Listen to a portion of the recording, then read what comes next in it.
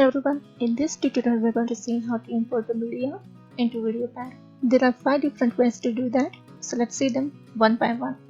On Home tab, click on Add Files. Go to the folder where you have kept the videos or pictures. Click on it and click on Open button. Second way is this. Right click on the bin, click on Add Files. Go to the folder where you have kept the music, click on the track and click on Open button. Now the third way is this. Click on the menu icon, click on File, click on Add Files. Go to the folder where you have kept the pictures, click on it and click on Open button.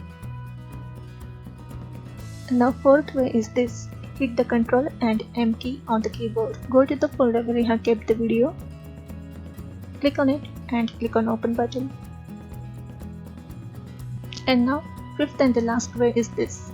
Open the folder where you have kept the videos, pictures or music. Select one clip or multiple and drag and drop them directly inside the bin.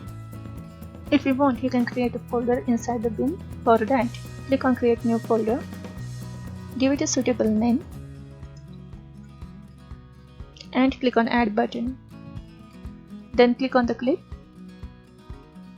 cut it and put it into the folder.